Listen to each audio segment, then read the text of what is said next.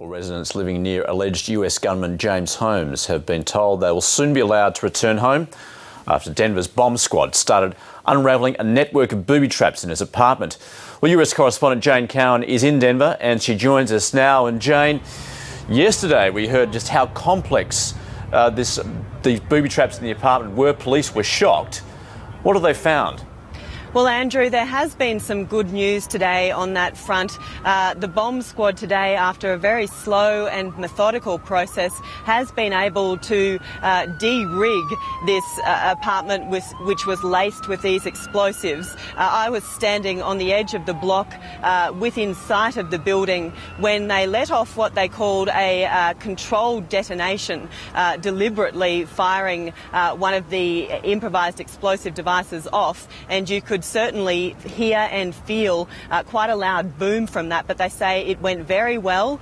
They are cautioning, saying that there still remains a large number of hazardous substances inside that apartment, chemicals that they don't quite know what they are, but they do believe, they are optimistic that they have managed to do away with the major threats inside that apartment, and now the task really turns to police investigators combing through the belongings of the accused shooter for evidence and hopefully finding more clues as to a motive. Andrew, as far as the investigation more broadly goes, police here in Denver aren't saying too much. They are very keen not to jeopardise the legal process that now kicks in. The shooter is expected to face court next week. It'll be Tuesday, Australia time. But they are saying that they are uncovering evidence of planning, not least because the shooter, the accused shooter, took a large number of commercial deliveries of ammunition in the lead up to this attack, both to his home address and to his workplace. Jane, undoubtedly there would have been a good deal of shock and disbelief in not only the community of Aurora but more broadly throughout the state of Colorado and of course the United States.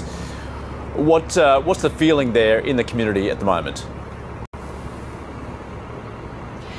Well, Andrew, the original kind of shock and grief seems to be turning now to something else, to really a sense of anger. I've spoken to people here at this spontaneous memorial that's sprung up on the roadside opposite the mall where the cinema is, and they are really struggling to get their heads around what has happened, and beneath this sense of loss is a creeping feeling of anger at the shooter. How could he have turned a place as safe and normal as a movie theatre into the scene of so much horror? It's a place that everyone goes. They go there with their children. There have been a very large number of young people and children here at this memorial today. One of them was even wearing a Batman t-shirt, a tiny little boy. But they are saying that really they are worried now about going about their usual business. And one lady even said she can't bring herself to look at a photo of the alleged shooter because she just feels so much anger towards him.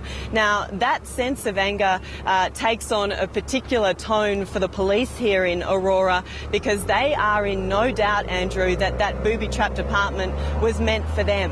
They are saying that the apartment was left with loud techno music blaring, the door was actually unlocked, and there was a tripwire across that door. So the thought is that it was all meant to generate a noise complaint that the police would have been the first ones to respond to, and if they had walked through that door, they would have been seriously injured or perhaps killed. Let's have a listen to what the local police chief, Dan Oates, has been saying about this. Make no mistake, okay, this apartment was designed, I say, based on everything I've seen, to kill whoever entered it, okay? And who was most likely to enter that location after he planned and executed this horrific crime? It was going to be a police officer, okay? So make no mistake about it, what was going on there. And if you think we're angry, we sure as hell are angry. That is the police chief, Dan Oates. And Jane, what next now for the community? Well, Andrew, they're really trying to reclaim some kind of sense of normality. There is an official memorial planned for about this time tomorrow here in Aurora, but the mall has reopened. There's not that many people there. It's mostly media who are in the car park today, but things are trying to get back to a semblance of normality. This is a community that has suffered through the Columbine High School shooting in 1999, and at a very emotional press conference here today, many of the speakers, from the governor to the mayor to the fire and police chiefs, were really urging this community to not let trauma define them and to still keep going about their ordinary lives. Let's have a listen to what the Colorado governor had to say along those lines. This is isolated. This is one event that has no relevance to what people should expect today or tomorrow or the next day. Despite an event like this, I keep stressing that this is one of the safest cities and one of the safest states in the safest country in the world. And there's a bunch of folks on our staff that took their kids to the movies last night, just as a way of trying to demonstrate that we're not going to be back down. Now, Jane, we've just heard the governor there saying this is one of the safest cities, one of the safest states, one of the safest countries. A lot of people would argue that point because of the issue of gun crime. I know it's early days, but are people there you're talking to, have they been talking about the issue of gun control?